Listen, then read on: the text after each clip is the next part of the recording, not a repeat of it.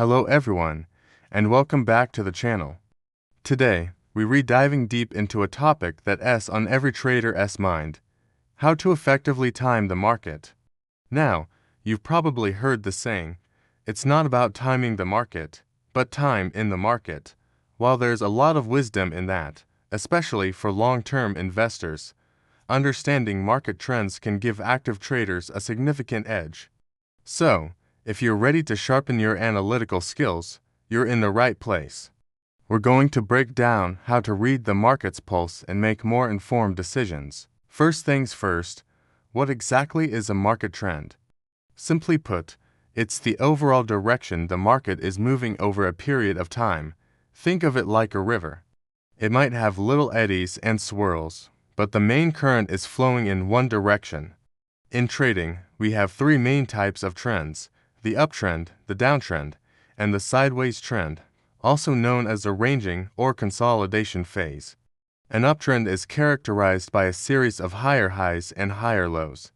Imagine climbing a staircase. Each step up is a new high, and you don't step back down lower than your previous step. A downtrend is the exact opposite, a series of lower highs and lower lows, like walking down that same staircase. A sideways trend is when the price bounces between a specific high and low, like a ball bouncing between a floor and a ceiling. Recognizing which of these three trends you're in is the absolute foundation of timing your trades. So, how do we identify these trends? The most fundamental tool in our toolbox is the humble trend line. It's simple, but incredibly powerful. To draw an uptrend line, you connect at least two of the major low points. The more points you can connect, the stronger and more reliable that trend line becomes. As long as the price stays above this line, the uptrend is considered intact. For a downtrend, you do the opposite, connect two or more of the major high points. As long as the price stays below this line, the bears are in control. These lines act as dynamic levels of support and resistance. When the price pulls back to an uptrend line, traders often see it as a buying opportunity. Conversely, when it rallies up to a downtrend line, it can be a signal to sell or short. Now, let's add another layer to our analysis: moving averages. A moving average, or MA, smooths out price data to create a single flowing line, making it easier to see the underlying trend. The two most common types are the simple moving average SMA and the exponential moving average EMA. For our purposes, we'll focus on the concept. Popular time periods for moving averages are the 50-day, 100-day, and 200-day.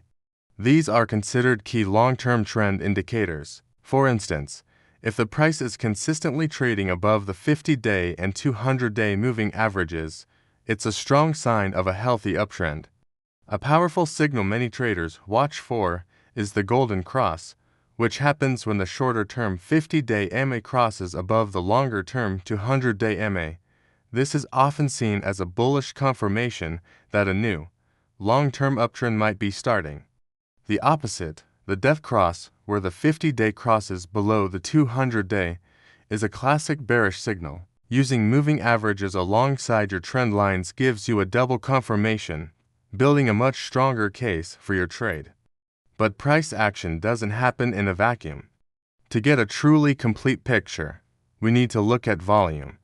Volume represents the number of shares or contracts traded over a specific period. Think of it as the fuel behind the move. A trend that is supported by high or increasing volume is much stronger and more reliable than a trend with weak or declining volume. For example, if you see a price break out above a key resistance level, you want to see a big spike in volume. That spike tells you there's strong conviction and participation from other traders, which increases the likelihood that the breakout will succeed. On the other hand, if a price breaks out on very low volume, be skeptical. It might be a fake out, a trap designed to lure in unsuspecting traders before the price reverses. Always check the volume. A rising price on rising volume is bullish. A falling price on rising volume is bearish. It's that simple, but so many people forget to look. Let's move on to some more advanced concepts. Market phases. Markets typically move in a cycle of 4 phases: accumulation, markup, distribution, and markdown. Understanding this cycle is like having a roadmap of the market. The accumulation phase is where smart money, the institutional investors, begin to buy, usually after a long downtrend. The price is flat, and public sentiment is often negative. This is the sideways market at the bottom. Next comes the markup phase. This is the classic uptrend, where the price starts making those higher highs and higher lows. This is when the public finally catches on, and positive news starts to appear. Then we enter the distribution phase. This is the opposite of accumulation. Smart money begins to sell their positions to the enthusiastic public. The price action goes sideways again, but this time at the top of a big run-up. It might look choppy and uncertain. Finally, the markdown phase begins. This is the downtrend. The price starts making lower highs and lower lows, and fear starts to grip the market. Recognizing these phases helps you understand the bigger picture.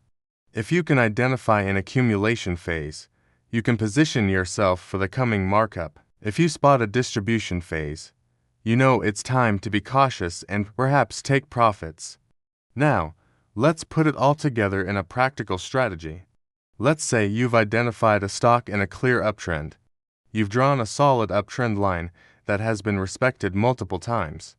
The price is also trading above its 50-day moving average. This is your big picture confirmation. Now, you don't just buy anywhere.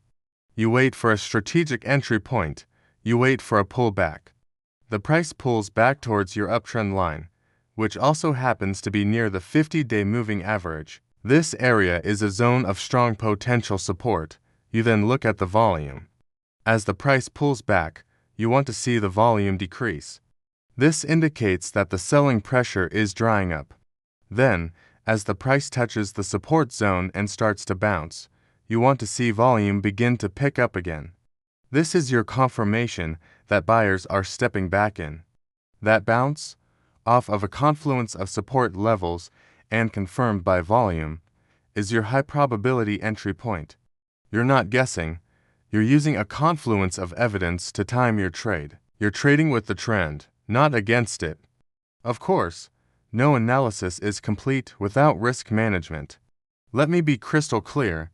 Even with the best analysis in the world, any single trade can fail. That's why you must always use a stop loss. A stop loss is a predetermined price at which you will exit your trade if it moves against you. In our previous example, you might place your stop loss just below the trend line and the moving average. If the price breaks through that support zone, your thesis is invalidated, and you get out with a small, manageable loss. This protects your capital and allows you to live to trade another day. Timing the market isn't about being right 100% of the time. It's about having a system where your winning trades are significantly larger than your losing trades. Proper entry timing helps you get a good price, but proper risk management is what keeps you in the game. So, let's recap. We identify the primary trend using trend lines and moving averages. We use volume to confirm the strength and conviction behind price movements.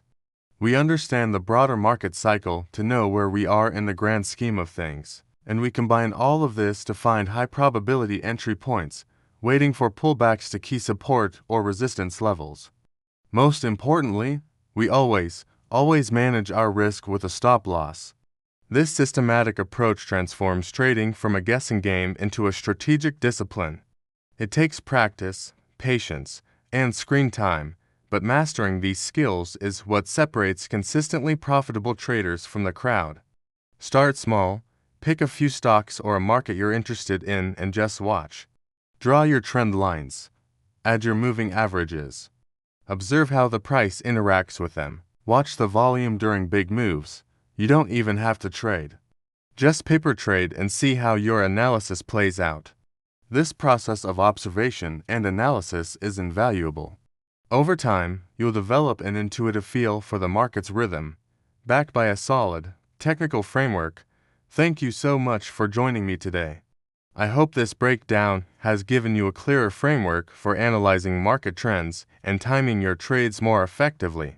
It's a journey, not a destination, so keep learning and stay disciplined. If you found this video helpful, please give it a thumbs up, and don't forget to subscribe and hit that notification bell so you don't miss our future content.